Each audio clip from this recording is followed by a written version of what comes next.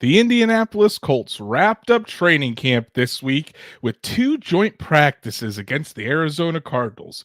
So, how did Anthony Richardson and the offense do against Jonathan Gannon's unit? And how did the Colts defense handle Kyler Murray and Marvin Harrison Jr.? Let's talk about it. Welcome to the Horseshoe Huddle Podcast presented by Indianapolis Colts on SI.com, part of the Fans First Sports Network. My name is Andrew Moore, and as always, I'm joined here by my co-host and fellow writer, co-host, I already said co-host, but co-deputy editor at horseshoehuddle.com, Drake Wally. Drake, it just seems like training camp just started, and with the completion of today's joint practice against the Cardinals, training camp's over. No more training camp practices. The Colts go to regular practices next week as they prepare for their final game of the preseason against the Cincinnati Bengals. But boy, this week, two action-packed practices against the Cardinals. One in a beautiful sunny day in Westfield. Today, an absolute monsoon. So we're going to talk about everything that happened. But Drake, I'll just give the audience a little bit of a preview here. Two very different days, except for how Anthony Richardson played. He did pretty damn well. Yeah, and we'll get into a little bit more of the context of what Andrew's talking about. But yeah, I think that right out of the gate, we'll just get it out of the way. That Anthony Richardson looks like he's ready for regular season football. He looks like he's ready to go out there and make big plays. He took some big shots, made some big things happen. And you really look into those joint practices, which is why he's not playing at all this weekend, right? You know, it's because he already did. He already got that handled. You know, they already had the pads on and stuff. So Anthony Richardson looks on track. The rest of this team up for debate. We're going to talk about it today. So. Definitely a lot of bright spots with this team, especially on the offensive side of the ball. And the defense isn't devoid of talent, but I think those weaknesses in the secondary, they definitely showed that they are glaring weaknesses at times for this Colts team. But hey, tonight we're going to have a really fun episode talking about the joint practices. That's why we're starting tonight at 7:30 p.m. Eastern, because practice just wrapped up. We wanted to make sure we had all the practices in the books. And if you were kind of trying to see what was happening at practice tonight on X, because it was a monsoon, you really couldn't get those live updates, but that's what we are here for. We do have boots on the ground. Jake Arthur was there. He gave me the lowdown right before we went live, so we're going to be able to tell you everything that happened tonight at Colts training camp. But we always have to start out with the chat. Patrick getting us off. Damn you, Ballard. Damn you, Falcons. Damn everything. Godspeed to the derailed Justin Simmons train. All aboard the inevitable Week 3 Micah Hyde train. Listen, Patrick, I've already started the Malachi Starks train. We're starting our trains early this year. Brock Bowers train didn't go how we would have wanted it to. Close. The Colts were trying to make the train happen. But hey, Malachi Starks, the Georgia safety, keep an eye on him. We'll talk about Justin Simmons later in the episode. Britty said training camp is officially over. Can we fast forward 3 weeks? Yeah, 3 weeks till the Colts play the Houston Texans at home. Going to be a really fun matchup there in week 1. Britty also saying no starters on Saturday. Yes, the Colts will not be playing their starters. I think we had mentioned that on Monday, but Patrick loves it because it'll be the Grant Stewart show. So it's going to be, we're going to talk about a lot of different things tonight. Stats, Matt, always the sarcastic one, I should say. Cancel the season. We're going to give up 75 a game. Who cares if it's the same players who were ranked 16th in yards allowed last year, and we improved the D-line. Fire Ballard, Jim step down. Stats, Matt can never say anything without putting a stat in there as well. DSG, good bar. Well, that's Stats, Matt again. What's wrong with me? DSG Good Bar is here as well. Hope you're all doing well. Close to stroking out after the signing earlier. Don't worry, things will be okay. DSG Good Bar and everyone else that joined us tonight, we really, really do appreciate it. But it looks like we've got a very special one right here, Shaheen. Our good friend Shaheen, drink up Drake, and he's going to take a shot. Shaheen, thank you so much for the $10 super chat. Really, really appreciate it. And Shaheen asked, does Bean push Sam off of the roster? Shaheen, I don't think so. I think if the Colts do keep 3 quarterbacks, which is still up for debate, it's Sam Ehlinger is going to be that third one. Jason Bean hardly gets any reps, if any, in training camp. And as you saw, he's the last quarterback that did come in. Jason Bean is probably not making this Colts roster, if I would have to say so. Drake, what do you think? Do you think Jason Bean will come out of the woodwork and push Sam Ehlinger off of the roster? He would have to absolutely destroy the Cardinals and the Bengals. I mean, I'm talking about like just flawless football. I mean, he had a really good game against the Broncos, but he did cough up a fumble that was recovered by the Broncos. So it's like you got to look at that and go, damn, that's a big error. So I think that when you get to your QB3, at the end of the day, you want reliability over ceiling. And I think that they're going to stick with Sam Ehlinger just because he's been with the team forever. And he knows Shane Steichen's scheme. Yeah, and here's the thing, too. The Colts, NFL teams no longer have to keep 3 quarterbacks on their roster for that emergency quarterback rule. They can have that emergency quarterback be on the practice squad. So does that change things? Would Sam Ehlinger get picked up somewhere else if the Colts did decide to cut him? And would it lead to like Keaton Slovis or maybe even Jason Bean being on the practice squad there? That's the only way that I think Jason Bean could be the third quarterback is is if Sam Ehlinger was cut, picked up somewhere else. Keaton Slovis did not stay on the practice squad. Then Jason Bean. But Shaheen, thank you so much for all of your support. We really, really do appreciate it. 6 minutes in, we haven't even started talking about training camp, Drake. But hey, that's perfectly fine. Just make sure you go like all of our things. Go follow us on all of our things as well. Go like Horseshoe Huddle on Facebook. Follow at Colts_SI on X, and subscribe to the Horseshoe Huddle YouTube channel. Make sure you hit that bell so you know when Drake and I go live, like tonight at special times or on our regular scheduled Monday and Thursday night at 7 p.m. Eastern. But if you can't catch us live, Apple, Spotify, Google, wherever you listen to podcasts, we're on there as well. So make sure you subscribe. Give us a 5-star review while you're there so we can reach other Colts fans just like you. So Drake, recapping the Colts-Cardinals joint practices over the past 2 days. And you guys already know we have to start out with Anthony Richardson. So Anthony Richardson on Wednesday, very, very sharp, very, very accurate. In 11 on 11s, he was 6 for 8, had a touchdown to Michael Pittman Jr. that was just an absolutely beautiful ball in the final 2-minute drill there. Michael Pittman beat the 2 defenders. He beat the cornerback, and it was kind of a shell coverage, cloud coverage, where the safety was coming over there. Anthony Richardson dropped the ball right into the bucket for a 35-yard touchdown to Michael Pittman Jr. And he had multiple touchdowns overall, multiple touchdowns in the 7-on-7 period, in the 1-on-1s. Richardson was really firing the football all around the field yesterday. Today started out a little bit rough. 2 out of the first 3 snaps in 11 on 11 were fumbles by Anthony Richardson. Again, because of the monsoon, definitely something that needs to be cleaned up, because if it is raining in a regular game, Drake, that can't happen. But it's also understandable when it was as pouring as much as it was today in Westfield.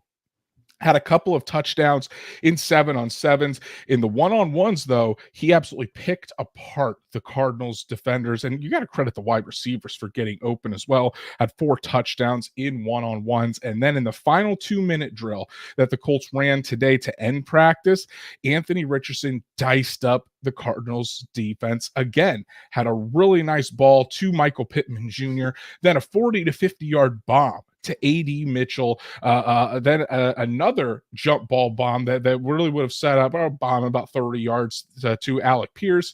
Ended up being a defensive pass interference. And then from there, Anthony Richardson was able to run it in for the score. So all of that being said, Drake, Anthony Richardson over this 2-day period, very, very sharp, looked really, really good in command of the offense. Was he perfect? No, obviously the fumbles, but no interceptions, was confident with the football, was accurate with the football, and really going up against in the 11s, going up against the starting defense for the Arizona Cardinals against a Jonathan Gannon scheme that really places an emphasis on disguise and making life difficult for the quarterback. Anthony Richardson surpassed that test and I think went above that. He looked really, really good these past 2 days.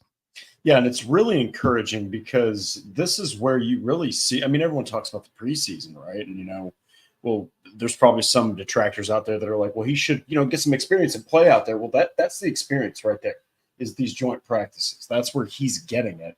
Guys like Michael Pittman, that's where they're getting it. Jonathan Taylor, that's where they're getting it. So I think that it's awesome that he was out there making plays, and not just the gimme stuff, not the stuff that is take what you can get, which you want him to do that, but he was also out there doing what really makes him intriguing in Shane Steichen's offense, and that's just hitting some really explosive plays, or even if you do cause a pass interference, well, guess what?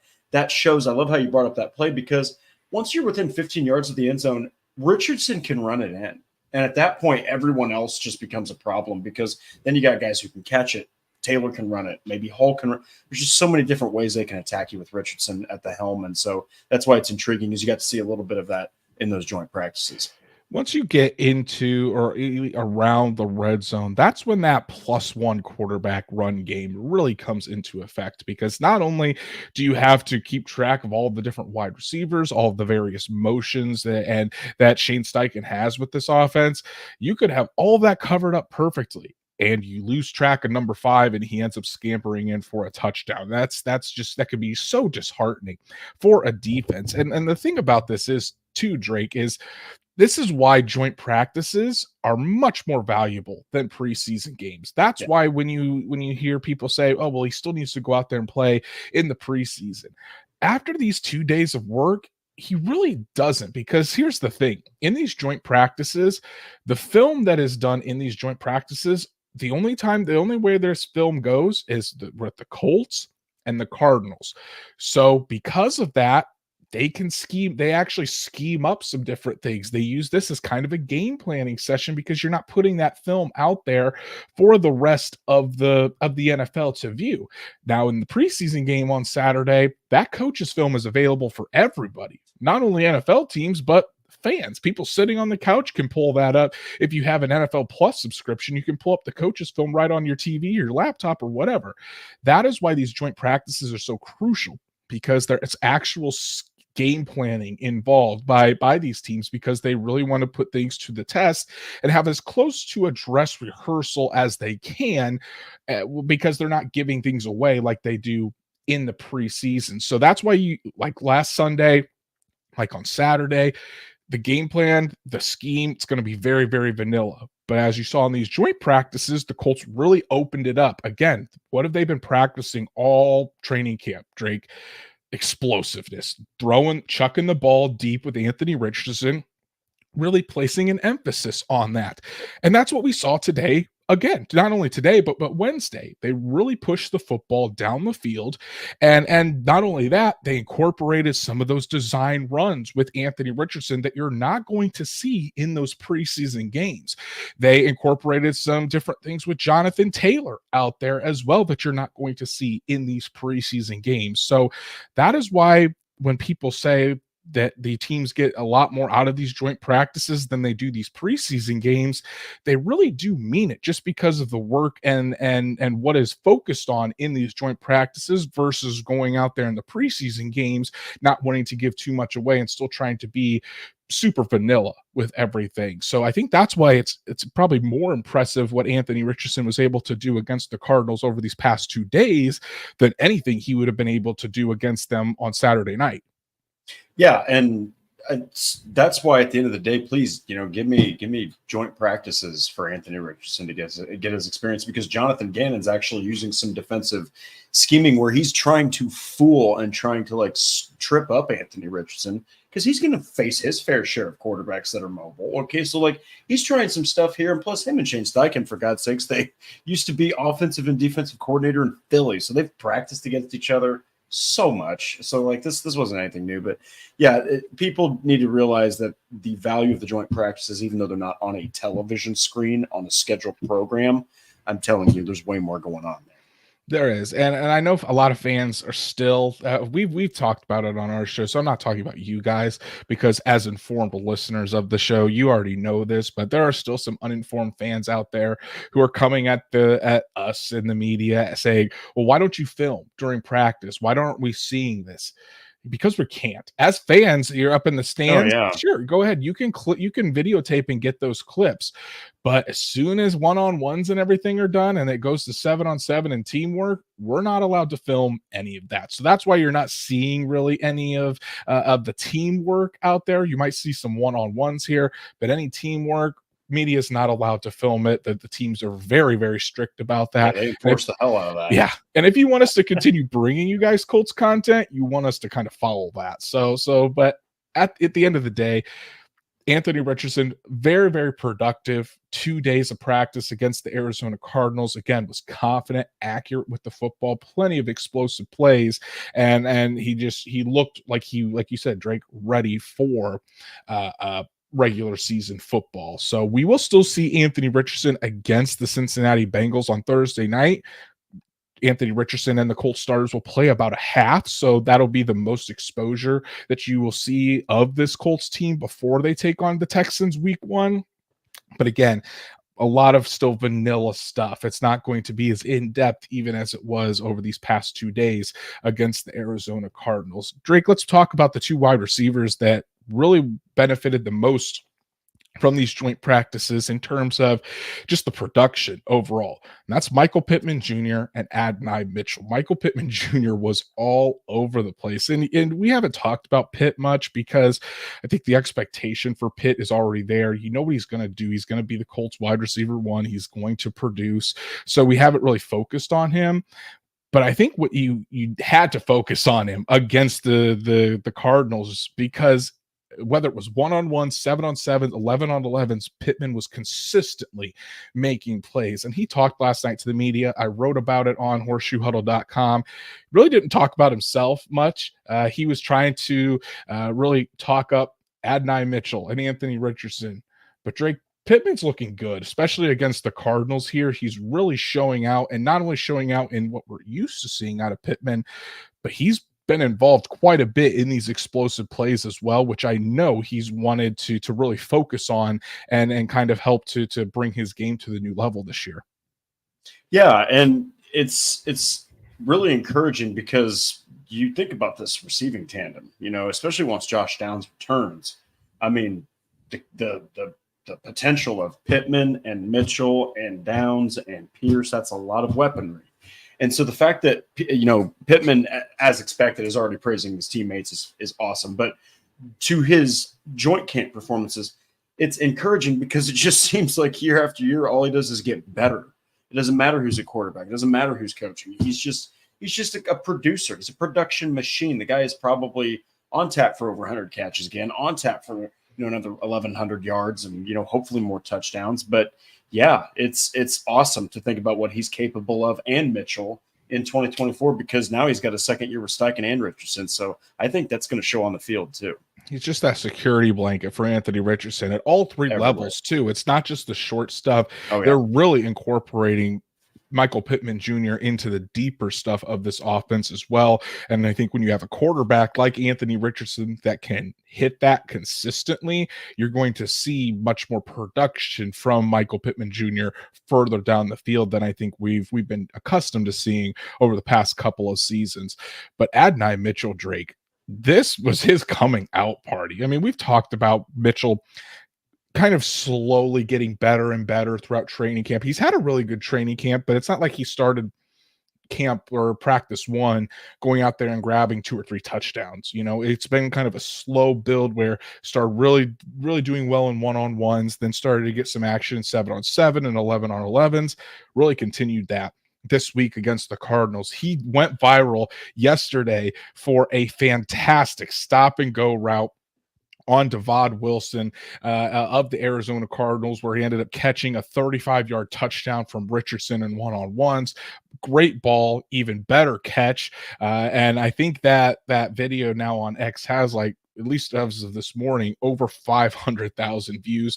And he did it again today in the rain. Another hitch and go route where Mitchell just left his man in the dust. And Drake, that's what we've been talking about all off season, that incredible route running that Mitchell brings to this team, it's something that no other receiver has. Yes, Josh Downs is fantastic winning quickly off the line of scrimmage. Michael Pittman is your prototypical possession wide receiver, but Pittman even talked about it on Wednesday.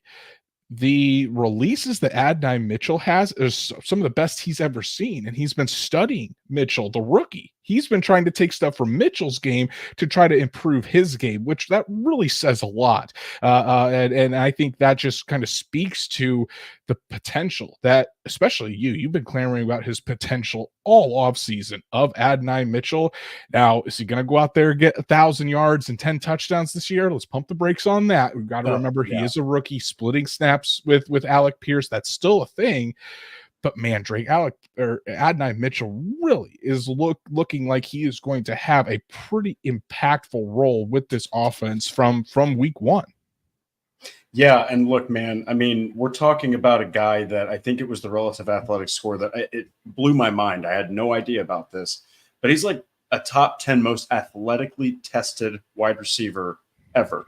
Oh, yeah. Like he is no freaking joke. Okay. And he's over 6 feet tall and he's like 200 pounds and he can run every route in the book and he can make you look silly just with ridiculous bursts and speed. And like what Pittman said about his release, that's such a big part of a receiver's game. I think in a Steichen scheme is your release. You know, you really have to get that advantage quickly, especially when you've got the athleticism that Mitchell possesses. So I think you're still looking at probably like 40, 50 catches at most. Okay.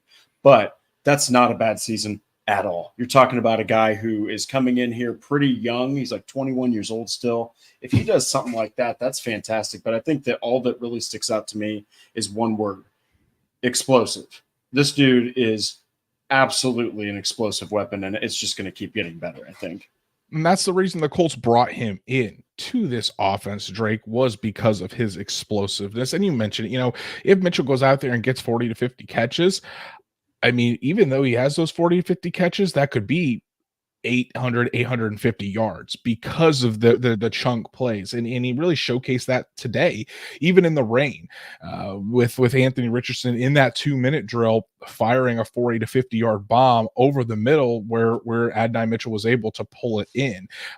It's been just fun to see his consistent progression throughout camp as well. And the athleticism, as always, off the charts. Drake, you mentioned it, when I actually have the relative athletic score of all the wide receivers all time up in front of me. So Calvin Johnson, obviously, with a 10.0 all-time leads along with Joe Webb, but Adonai Mitchell's right up there, tied for third overall with guys like Andre Johnson, Matt Jones, and then Mortiz Boehringer, I think, from the 2016 class. But Calvin Johnson and Andre Johnson, in terms of athleticism, some pretty good names to be right alongside with. So Mitchell, again, this is what you want to see. You want to see consistently getting better throughout training camp. And the more comfortable he's becoming, the more he is working with Anthony Richardson,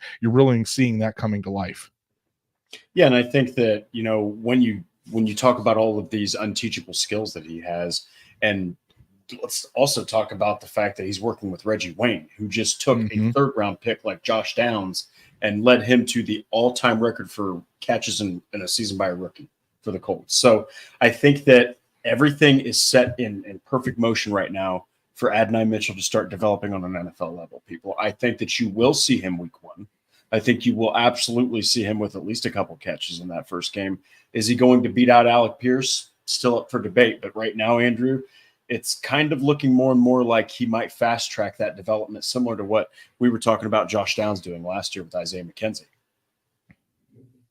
Now, we can't forget about the running game, Drake. Jonathan Taylor has been out there, and it's kind of been a mixed bag. At times, he's gotten stuffed at the line of scrimmage. The Cardinals' defensive line has gotten the better of the Colts' offensive line, but I think this is the first time we've really seen some explosive plays out of Jonathan Taylor in training camp. And again, I think that's by design, just because when you're going up against another defense, you're doing some more game planning, and it's more live football than it is when you're just going up against your own teammates. But we saw Jonathan Taylor break out some pretty big runs, and Jonathan Taylor also contribute in the passing game, which is something that historically he really hasn't done for this Colts offense. And then with Trey Sermon out with a hamstring injury, who has been taking those running back 2 snaps? Evan Hall. Evan Hall has been taking the majority of those backup running back snaps. Tyler Goodson has subbed in here and there, but most of the RB2 snaps with Sermon out have gone to Evan Hall, even though Hall is currently listed on the unofficial depth chart as number 4, and he really split evenly with Tyler Goodson in that preseason game last Sunday. Drake, Evan Hall, it seems like, while he may be listed there, it almost seems like he's got that inside track to be like if Trey Sermon did go down or Jonathan Taylor went down and Sermon had to go up to the top spot, Evan Hall would be your next man up. Yeah, and I have been, and I know that we on this channel have been very big on Evan Hall, and it was just such a kick in the ass when he went down with an injury, like after a carry. So, it's awesome to see him doing so well and kind of getting this opportunity. It's not awesome to, as to why, but I do think that once Trey Sermon returns, you're absolutely going to see him resume that RB2 role. But when it comes to pass blocking, when it comes to pass catching in that running back room, I do think Evan Hall is the best of both those things. So we'll see what happens, but I think that he's got a role on this team regardless of how healthy that running back room is or not. Definitely has to keep it up. And I think this week, not only this weekend, but next Thursday against the Cincinnati Bengals, going to be really big for that competition between Evan Hall and Tyler Goodson. I think that the Colts probably end up keeping both of them. It just seems like the Colts are heading in that direction to keep 4 running backs. They did so last season as well. But I think that you're going to see a lot of Evan Hall and Tyler Goodson over these next 2 weeks in these preseason games, and that competition is really going to shake out from there. Let's move to the defensive side of the ball, Drake, and let's start with the bad on defense, and we'll finish with the good, kind of do a little bit of a reverse here. The secondary. We got to talk about the secondary. Wednesday, not very good at all. Huge struggles by particularly Juju Brents, who's coming back off of that shoulder injury. Hasn't really looked comfortable this week, I will admit that. Jalen Jones has struggled at times. Dallas Flowers has continued his struggles from Sunday. Kenny Moore, Julian Blackmon, those guys are fine. You know what you're going to get out of those guys, and they've been really good as well. Both of those guys have come up with interceptions of Kyler Murray over the past 2 days. But Juju Brents, Jalen Jones, Dallas Flowers, more often than not, especially on Wednesday, they really got beat. Now, today was a better day for Brents and for Jones. Does weather play a little bit of a role into that? Potentially. But also, does learning how these wide receivers are going to you're going up against help a little bit too? I think so. But at the same time, I think if you're not at least a little bit concerned about the secondary for the Indianapolis Colts, you're probably kidding yourself at this point.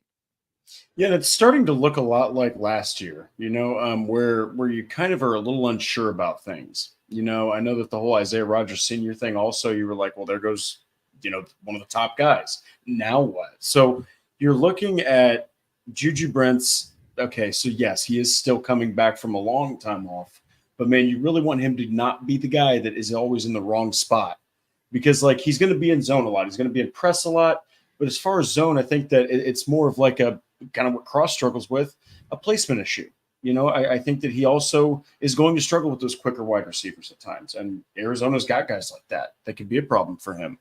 So he's got to step it up, obviously. Now, man, Jones is kind of in the same boat as Brent's, but man, Dallas Flowers is, if Micah Abraham goes out there and has another day or has another great performance and Flowers can't bounce back on Saturday because he'll play, man, he's really slipping. He's really slipping as a cornerback. I think he's got a place on the team regardless, like you said in our last episode, as a kick returner.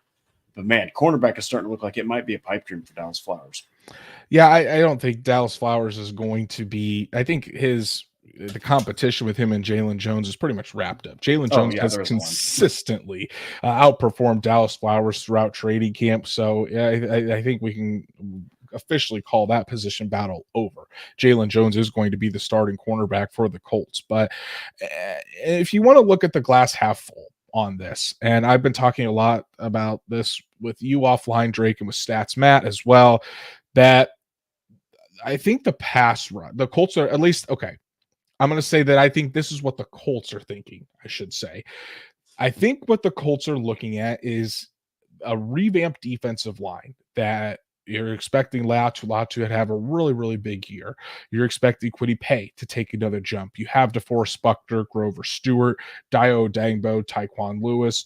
You're expecting this Colts defensive line to really get after the quarterback this year. Yes, they had 51 sacks last season, but the consistent pressure wasn't there. And that was very evident when you saw teams like the Jacksonville Jaguars, where Trevor Lawrence just sat back there all day to throw and pick apart the defense. In that Week 18 game against the Houston Texans, where CJ Stroud at times sat back there with all day to throw. And eventually that wears down a secondary, because you can have the best cornerback in the league. I don't care if it's Sauce Gardner, Jalen Johnson, Jalen Ramsey, whoever, Patrick Surtain. Those guys, no matter who it is, if you make them cover for 5-6 seconds at a time, chances are the wide receiver they're covering is going to get open. So the Colts, I think what they're betting on is that this defensive front and their front seven is going to take another huge step forward, on top of these young cornerbacks like Brents and Jones taking a step forward themselves, that the pass rush is going to take some pressure off of this secondary. Now, in some instances, I think that's going to be the case. Other instances, I don't think you can fully rely on that to actually be a successful formula. So I am still very high on Juju Brents, and he is a little bit banged up. That's one of the big knocks on Juju Brents, though, is he's got to stay healthy. So we got to make sure that shoulder is intact. Otherwise, it could be a rough start to the season. Jalen Jones, I think he can be a solid cornerback for you. Is he going to be a cornerback that can really go up against number ones and really handle them? I just don't see that. As a 7th round pick, he was a 7th round pick for a reason. I think he can be a really solid starter for you, but as a plus starter, I don't know. That was kind of evident over these last 2 days, because a lot of the Jalen Jones, what he did give up, and he had just really struggled against Marvin Harrison Jr. So that's always something to kind of keep in mind. Obviously, Kenny Moore and Julian Blackmon are back there. Nick Cross, we'll see. Safety just seems like a wreck.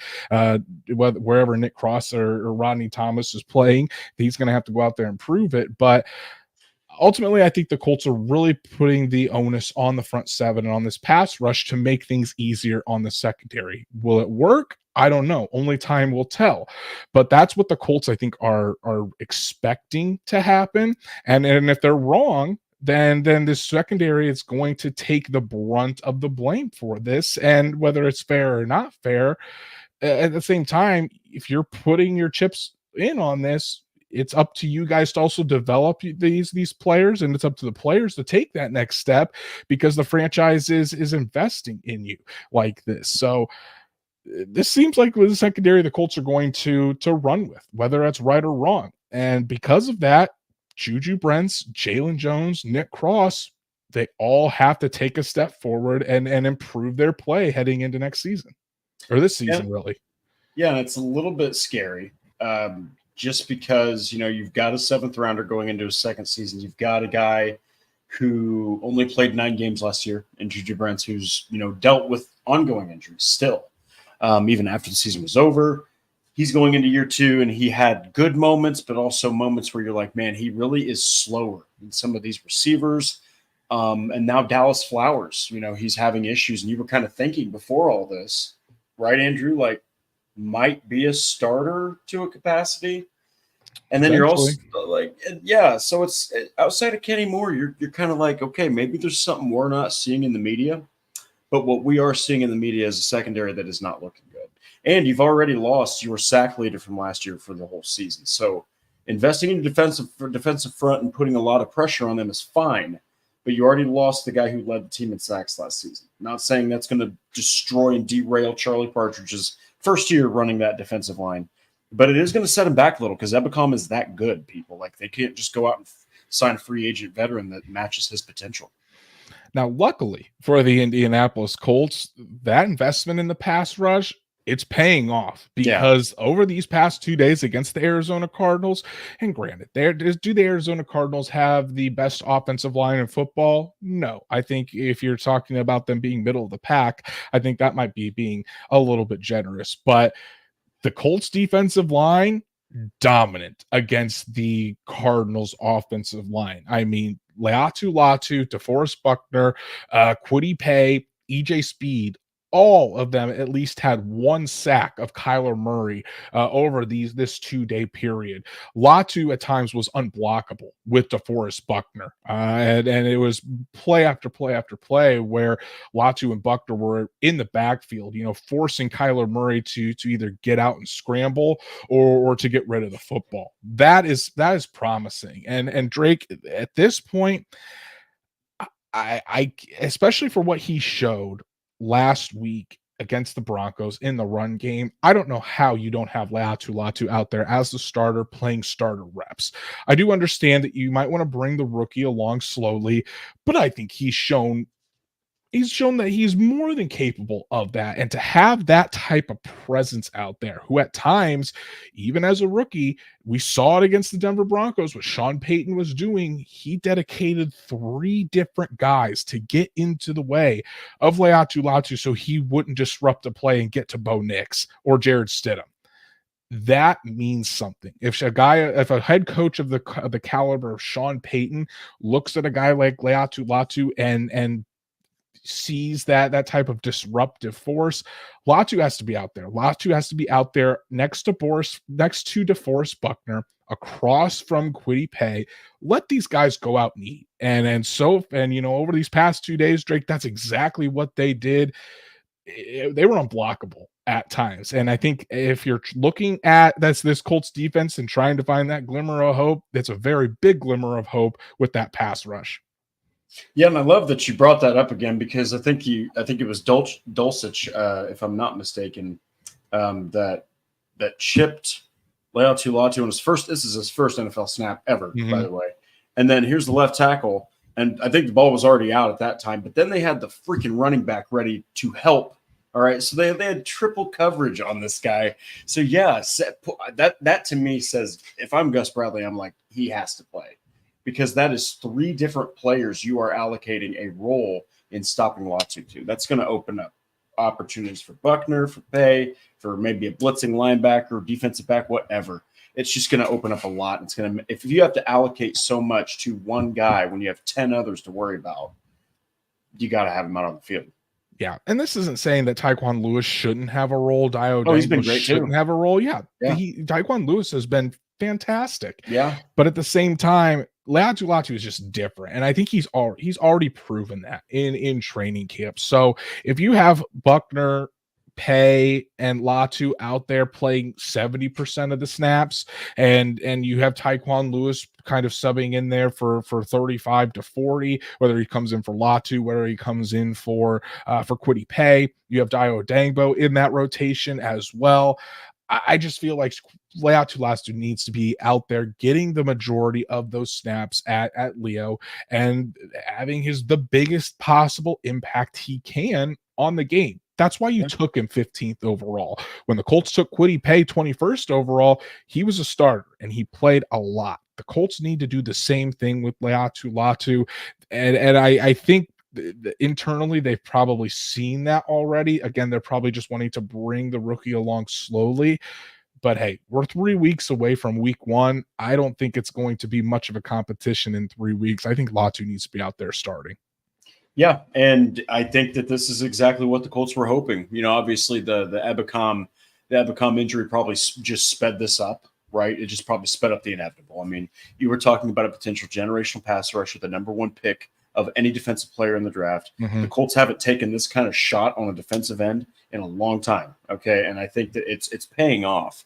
And I just want to say one thing, credit to Charlie Partridge too. Okay. Because Charlie Partridge is an expert in mentoring college players coming from the NCAA. Well, you got a generational talent here potentially who was just in college. And that's just a perfect coaching thing for Latu and Partridge to be together there. So I give a lot of credit to Charlie Partridge too. The Colts felt like they were just a coach away from really unleashing the potential of this front. So let's see what happens, man. So far it looks good.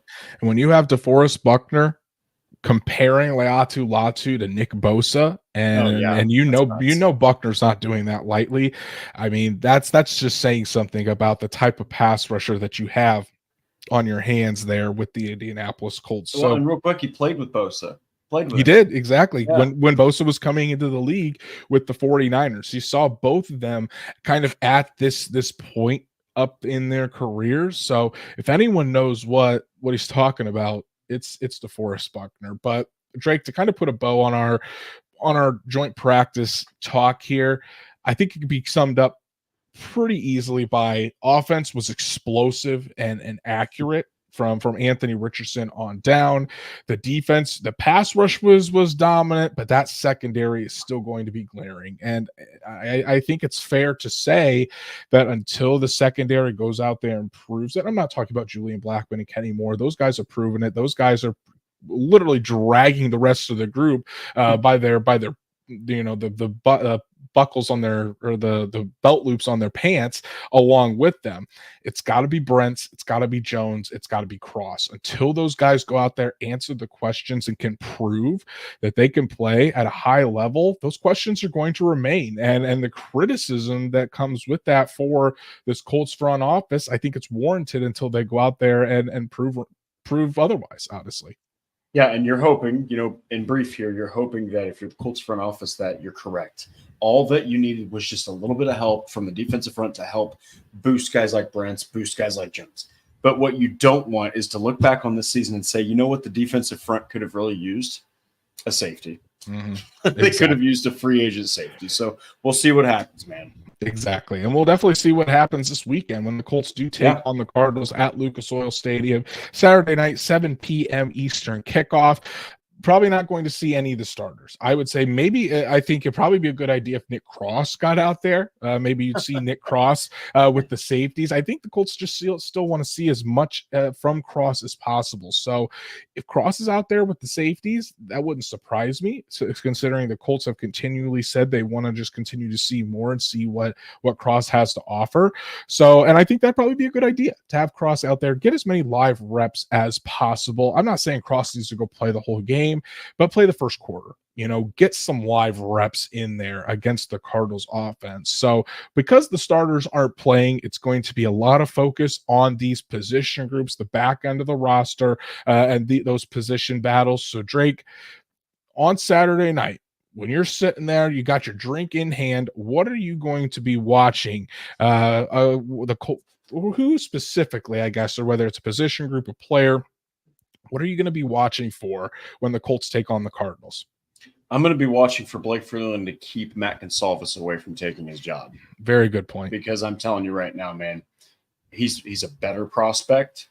He's probably more polished than Freeland. And Freeland doesn't look good right now. I think Freeland really needs to have a good game. Yeah, I was going to say swing tackle as well. I think that's definitely something to look for because, Blake Freeland does have to bounce back. Gonsalves looked good. Freeland did not. And those guys are going to be the tackles for much of the game on Sunday. So it'll be a very good gauge of where each one of those guys are. I'm also looking at tight end. Drake, you've written about it a couple of times this week already about Jelani Woods and where things stand there. You're not going to see Mo Alley Cox and Kylan Granson on Saturday. So you're looking at guys like Drew Ogletree, Jelani Woods, Will Mallory. Which one of these guys is going to step up? Which one of these guys is going to separate from the pack? Because it could be a numbers game. I know there's a lot of potential in this tight end room, but do the Colts keep 5 tight ends? Are they going to be able to afford to do that? If not, then who's going to be the odd man out? So Ogletree, Woods, and Mallory are all guys that really, really need to step up and kind of prove their worth on Saturday. Yeah, and I think when you talk about the game against the Broncos, so obviously Woods hasn't, lived up to this tight end one potential. but he had good blocks in that game. He had a good catch that was contested, and it was in traffic and everything else in that game. You see the flashes, man. You really do. So I think that he has to show out, actually. But I do also think that, man, Mallory did better in run blocking. He's probably the most explosive tight end. Ogletree needs to probably show something a little more in the receiving game too, because I think if Woods can learn how to block, Allie Cox already knows how to block. And if Mallory can keep getting at least even just a little bit under subpar, he doesn't have to be elite at run blocking. Just don't be terrible. I mean, Drew Ogletree is basically a blocker. So, I mean, it's between him and Woods, though. I think Mallory, he has way too much potential and too much explosiveness for Steichen to go, you know what, now let's let him go to another play caller. The Colts are just begging one of these guys to go out there, show out, and separate themselves. This is year 3 of talking about the potential of Jelani Woods, the potential of Drew Ogletree. Will Mallory, he's only been there for a year, and I think Will Mallory has honestly showed out more than either one of these guys has. Yeah. So it's going to be an interesting battle. I like what Stats Matt said here. Swing tackle, backup defensive tackle is another one. Raekwon Davis still not out there. That's weird. Shane Steichen said this week that when asked if this could linger into the regular season, he said, well, I hope not. So, the Colts need Raekwon Davis back. Otherwise, it's freaking Taven Bryan in there at the 3 technique. Season, the turnstile that is Taven Bryan in the run game. Now, Adetomo Adebawore played pretty well last week. I will give Adebawore his flowers. I'm very interested to see what he's going to be able to do this weekend as well. And then, like always, defensive back Micah Abraham, Jalen Simpson, Daryl Baker Jr., Dallas Flowers. Dallas Flowers is the biggest one. Has to bounce back after an atrocious showing against the Denver Broncos this weekend against the Arizona Cardinals. If Flowers can go out there, make some plays, kind of get his feet underneath him again, we might be talking about Dallas Flowers being in a little bit better footing and kind of solidifying himself as that top backup cornerback behind Brenton Jones. Yeah, and Jalen Simpson also had himself a bit of a rough game, but that was his first ever game, so I'll give him a pass. Okay, he was also 5th round selection. So I think that Dallas Flowers definitely, if you're talking about defensive backs, boy, if there's a guy on the Colts that needs a fire lit under his ass, that's it, number 21. Exactly. Let's talk about the injuries heading into this weekend's matchup, Drake. The Colts actually got some guys back. Juju Brents, like I talked about, missed Sunday's game with a shoulder injury. More precautionary. The Colts said if it was a regular season game that he would have played. Returned this week for practice, but again, just didn't look comfortable. Looked much more comfortable today than he did yesterday, so I think that's a really good sign. I think he's still trying to work through that. Obviously, Brents is not playing on Sunday, and I think that's probably a good thing. Here we go, Friday, Saturday, Sunday. Let Brents get some rest, 3 more days of rest, let that shoulder heal. And again, make sure ultimately just make sure he's good to go for when the Colts take on the Texans in week 1. Jalen Carlisle also returned from a hip injury, had missed 6 straight practices, didn't participate too much, was doing a lot of work on the side to kind of get back into football shape. But he was out there in team drills. And Drake, how he started training camp, really thought Jalen Carlisle could potentially look for a starting role as Sam. Now, I still think he could do that, or at least play the will and switch EJ Speed over to Sam when they're in their base. But by week 1, I don't know about that. I think maybe Jalen Carlisle will need a little bit more time, but it's good to see him back because when he was out there, he was making plays. Yeah, and Carlisle is an incredibly interesting linebacker just because he brings so much athleticism and ball skills to that position. And they need that. So you're hoping he can get on the field and back up to speed sooner rather than later. Yeah, exactly. Let's talk about some other injuries here. Obviously, Raekwon Davis still on the NFI list. Josh Downs with the ankle injury. Downs was actually seen at practice yesterday. He was in a boot, so he was standing on the boot when he needed to walk around or walk a good distance. He had a scooter that he had his leg propped up on. No procedure for Josh Downs, which is good. Just rest and rehab. I think that's going to be the best. Obviously, I think it's still too early to tell whether he's available for week one.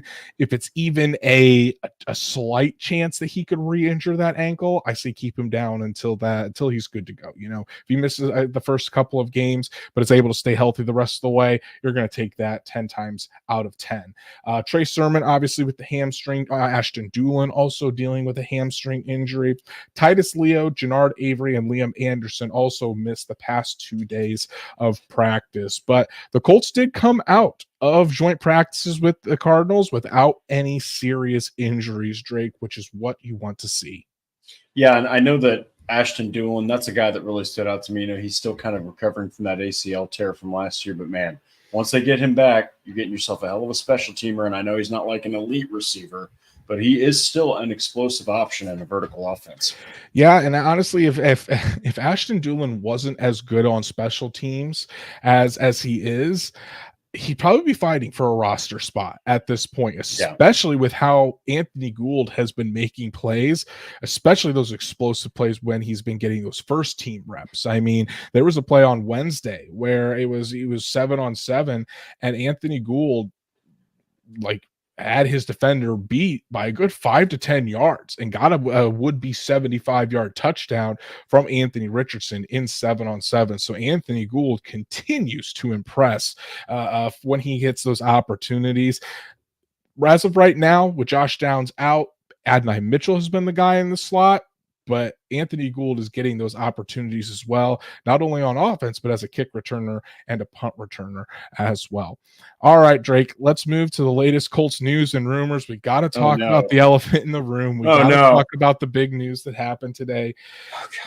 Yes, Colts fans, the Justin Simmons train, just like the Brock Bowers train, was completely derailed today. Justin Simmons did sign with the Atlanta Falcons on a 1-year, $8 million deal. That's all it took. $8 million deal. Remember, the Colts have $26 million in cap space currently, $7.5 million guaranteed for Justin Simmons. He goes over to Atlanta and joins Jesse Bates. Shout out Jesse Bates from Fort Wayne, where I'm from. And honestly, Drake, the Falcons may have the best safety tandem in the NFL now, with Justin Simmons on one side, Jesse Bates on the other. That is scary. Combined with what the Falcons did with trading for Matthew Judon, they certainly look like they're going all in. This isn't a Falcons podcast, by the way. This is a Colts podcast, so I digress. But Drake, we've already talked about this quite a bit, but just give me your overall thoughts on the Justin Simmons situations with the Colts and how this entire thing really played out. I think that Simmons wanted to be on a contender. That's number one. I don't know if Indianapolis is quite there. Obviously the Falcons are, and this isn't a Falcons podcast, but I'll say one more thing. Me and Andrew would have probably not been too upset if they would have hired Raheem Morris. I mean, they've got a good coach too. So that's something that stood out. I think there's also, I can't really put my finger on it, but I bet you the Colts are like, you know what? There's something that we don't like. There's just got to be something that is off about him with them, because $8 million, we were talking, if you got to spend 11 or 12 million, do it. $8 million, that is dirt cheap for Justin Simmons. So I don't know, man. I think more than anything, it was that he wanted to play for a contender because he's made his money. Yeah, he has. And I think it also could be too, as Patrick is saying in the chat, I saw you put this in there earlier, wanted to save it for now. But our good buddy Nate Atkins of the Indy Star reported that the Colts never even offered a contract to Justin Simmons. That's crazy. That's, as you can see, that's just I don't get it. I really don't get it. And I think I understand that you want to go and see what your young guys have, but it's not like Nick Cross hasn't been in this system for the past 2 seasons. It's not like Rodney Thomas II hasn't been with your squad for the past 2 seasons. Rodney Harrison, there's years and years of tape on Rodney Harrison. You know what you have in these guys, or at least you should. There isn't going to be a monumental shift in how these guys are going to play. But you know what Justin Simmons is. Now, I could be that, again, what you said, Drake, I think potentially could play a role into that, in that, maybe the Colts are wanting to take a more wait and see approach because, again, Anthony Richardson has only played 4 games. They want to really see how this offense goes with a year of Anthony Richardson. But at the same time, you have $26 million in cap space available. Yeah. Why not? Why not go out there, offer him, if the Falcons are offering him 8, offer him 10, offer him a 10.5 with $9 million guaranteed to sweeten the pot. I just don't see the downside to this. I'm a lot of times with free agents, believe me, guys, this has gone back for years. My philosophy on free agency is very, very similar to Chris Ballard, in that a lot of times when you go out there in free agency, you're overpaying for guys that honestly, if they were worth it, shouldn't have reached free agency at all. But there are certain situations where that doesn't apply. And you look at it because of how they are not only on the field, they've got a proven track record, but how they are off the field. And off the field, Justin Simmons is regarded as one of the best leaders out of the entire safety position, out of all the secondary positions in the NFL. So I just don't see a downside to it, because if you're thinking about, well, it might stunt the growth of Nick Cross. Well, the growth of Nick Cross was already stunted when you guys were trying to play him at 3 different positions. If you wanted to focus on free safety, that should have been done 2 years ago, not now. That's so fair. At this point, you should know what you have with Nick Cross. It shouldn't take 3 years to figure it out. Either he's going to be a good solid safety, or he's just going to be a regular dude or a backup for you.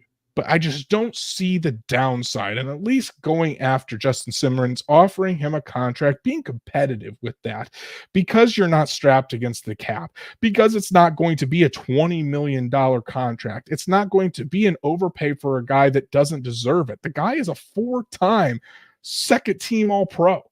Or 4-time Pro Bowl, or maybe 2-time second team All-Pro. I think that's how you go. But still, at the same time, very well respected around the NFL. I just can't make much sense of it, other than, as Patrick says, and repeating the line, we like our guys. So it does baffle me. And I got some flack from some people on X today about putting roster building malpractice. I mean, if you leave a hole and you're either too stubborn to go out there and get a guy to fix that hole, or you have too much confidence in your own guys and you're not being realistic with yourself, it may not be roster building malpractice as a whole, but it is still a form of roster building malpractice if you are just being too stuck in your ways and not wanting to go out and do it. Do I think that this will make or break the Colts season? Honestly, no. But at the same time, you should have still at least made a serious offer. You know what I mean, Drake? So it is still a baffling, especially now that Nate is reporting that the Colts didn't even offer Simmons a contract. That just doesn't make any sense to me. Yeah, and look, guys, you've got a sample size of what your defense looks like when you don't address safety. Mm-hmm. You know what I mean? Like, they didn't have Blackman out there. They looked like trash in the secondary. They just did. Okay? You had to get Rodney Thomas II benched for Ronnie Harrison, a safety that you brought in to play linebacker, who had his interceptions as linebacker, and then had to fill in at safety again. So, like, it's still that messy outside of Julian Blackman. So we'll see. Maybe there's something with Simmons that we're not seeing, that the Falcons were like, let's take that risk. The Colts were like, oh no, but it just kind of seems like they're going to roll with these guys. And hey, all you can hope is once week 1 hits people, Nick Cross goes out there and he makes everyone realize why, the Colts traded up to get him so that no one else could get him. And if not, Drake, I mean, you're also betting on Julian Blackman. And while Julian Blackman has been phenomenal, I think is the perfect word for it in training camp. Oh, yeah. I mean, probably one of, if not the best defender on the entire Colts team throughout training camp. He's never played an entire season. the reason Julian Blackmon is back on a $3.7 million deal, he's never been able to stay healthy for a full season. So you're betting on him staying healthy when a tackle or a fall like what Josh Downs, what happened to Josh Downs could keep him out 4 to 6 weeks. And then you have Cross, and you're back with Cross and Thomas back there again. Chris Ballard and the Colts better hope they're right about this bet, because if not, it's just going to be another season of leaving an obvious hole open, and it could cost them dearly. We'll have to see. But they better hope that this one plays out how they think it's going to. As Noah coming in here say Jalen Simpson, a free safety one. Jalen Simpson, I think he's got to make the team first. We'll see if he even makes the team before he can be considered free safety one. A couple more things here, Drake, before we wrap up. The Colts did make some signings. It wasn't a safety, but they did sign wide receiver Greg Ward and defensive end Derek Rivers this week. Greg Ward in particular stands out to me because he did spend some time with Shane Steichen with the Eagles in 2021 and 2022. In 2021, he was on the active roster. He was on the practice squad in 2022. I think altogether he has like 768 yards in his career and 10 touchdowns. Honestly, I think because Ethan Fernia, who we're going to get ready to talk about, was waived injured, Ashton Doolin dealing with a hamstring injury, Greg Ward honestly is probably just a camp body. Yeah, and we'll see, man. I mean, it was a while back, but he still had 53 catches on 79 targets in 2020. So he's got that connection to Steichen. Maybe he can actually outperform guys like Fernia and, maybe be a better receiver than Doolin. Yeah, and I think Derek Rivers, same thing, camp body. And to make room for those two, the Colts did waive safety Kendall Brooks. So they did let go of a safety. Didn't sign a safety, but they let go of one. And then they did waive injured wide receiver Ethan Fernier, which if he goes through waivers, he will revert to the Colts to the injured reserve list and be out for the season. But before we call it a night here, we do have one more super chat, and it's from the CFO himself. Patrick, thank you so much, buddy, for all of your support every single night, always being an absolute menace in the chat and making it so Drake and I have to keep a straight face all night while you're just chatting easy. It up. It's not, but thank you so much, buddy. And Patrick's got a good question. Do we think at this point it's Ballard's ego that stops him from signing a guy like Simmons? Seems like he only wants his drafted homegrown guys to be a success so he can look like a draft wizard. And I don't think it's that. I really don't. I don't know what it is, but I think Ballard has shown time and time again that he's willing to have guys go over the people that he's drafted and he admit those mistakes. I mean, obviously the Colts have gone out and signed Stephon Gilmore. They've gone out and instead of putting all that draft capital into getting a quarterback and then sticking with a quarterback like Justin Fields, they go out and they sign Carson Wentz and get Matt Ryan. So those moves haven't always worked out, believe me. But I don't think it's really his ego getting in the way. I do know that Ballard, everyone knows that he loves his homegrown guys and he wants to develop their own. But I don't think he is so like stuck in his ways on that he won't deviate. Now, I don't have an answer for you as to why the Colts did not go harder after Justin Simmons. I don't know if it's a cash for cap issue still, where the Colts did give out a lot of money in contracts this offseason to their own guys. So are they strapped on cash versus in that guaranteed money area versus the actual cap space? I don't know, but I don't think it's necessarily a thing where Ballard is just so stuck in his ways that he wants the guys that he's drafted to be good and be damned if there's another option out there. Yeah, to make it very brief, first, and also thank you so much, Patrick. But they also traded up for Cross. I think that they're looking at his athletic profile like you are just a couple awareness traits away from being that safety. And it's like maybe they feel like if they sign Simmons, even though Cross is only 22, they might take away from that development somehow. But then you mentioned they've moved him around a bunch. So I think that they're looking at this like we're going to keep him at free safety. We're going to let him get through his lumps.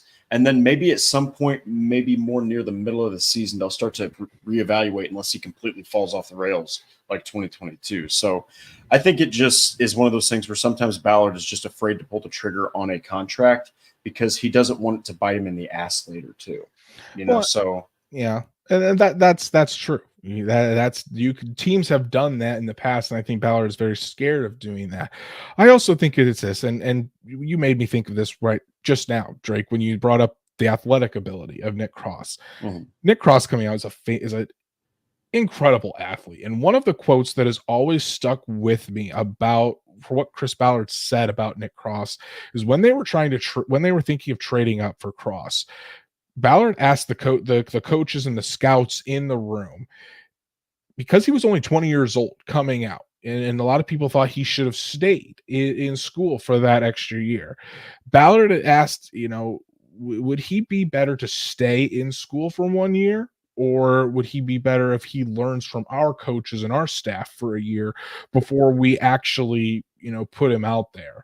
And a lot of his staff said that they really could develop him, and it would be beneficial to be in this Colts system. So if you look at it that way, Cross isn't going into year 3 according to Colts standards. He's going into year 2 if they're thinking that first year was strictly just a redshirt year. So if he is going into year 2, then maybe that might help people kind of understand potentially why they want to roll with Nick Cross and really see what he has. Again, wouldn't be the move that I made, but that's just kind of potentially what they are thinking behind the scenes. And because of how athletic he is, that's going to determine his floor, that he's at least going to be a very athletic guy who can fly around the football field and make plays just strictly off his athleticism. It's up to Cross then and the coaching staff to put him in those positions where he can go out there and maximize his talent. So again, it's very hard to understand why the Colts didn't go after Simmons without having the full story. But when you dive in a little bit deeper, you can kind of see why potentially they thought this way. Yeah, and you know what? At the end of the day, they're taking a risk on a guy that they took a risk on going up to get. So it makes sense, and can't really fault him at the end of the day. But I do think it could have helped Cross just to even learn a little bit, from a guy like Simmons. Not even outright start yet. Mm-hmm. What do we know? But hey, I mean, as DSG Goodbar says here. He said he likes the room just like he did a couple of years ago about a trash wide receiver room. Well, hey guys, if you want to talk about that, look at this Colts wide receiver room now. Probably the best wide receiver the Colts have had probably 10 years. Let's be honest, from top to bottom, it is chocked full of talent. At least we're not complaining about the wide receiver talent with this group. But joint practices, Drake, in the books. Again, Colts offense looked really, really good. Secondary didn't look so good. Pass rush looked really, really good. But ultimately, Anthony Richardson, who we always say it's all about Anthony Richardson, he really carved up the Arizona Cardinals defense. Really good to see. Yeah, and you're just hoping to see that when they finish the preseason, when he plays a half, which has been confirmed by Ballard against the Cincinnati Bengals. But yeah, I'm excited to see some of these guys fight for position battles, and most pumped of all, I want to see if Micah Abraham's the real deal. So let's see about that too. The big Micah Abraham podcast here after not quite understanding why the Colts actually drafted him, but no clue. Now we do. And that's our show for tonight, guys. Really appreciate everybody that tuned in to talk about joint practices between the Colts and the Cardinals. It was a long episode tonight. Had a lot to cover with you guys, but thank you all so much. Shout out to Shaheen and Patrick for the super chats and everyone else that joined us this evening. I know you potentially had to miss the live trenches show with Zaire Franklin, EJ Speed, Marvin Harrison Jr.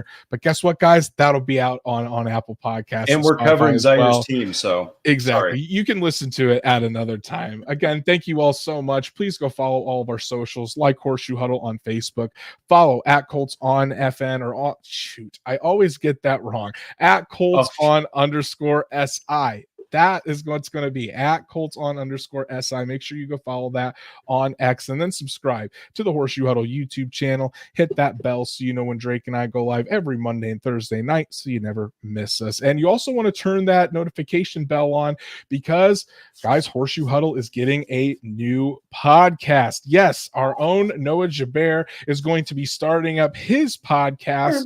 I want to make sure, let me get the name of this correct. He was telling us about it earlier today. The Shoehorn Podcast. There you go. Thank you, Drake.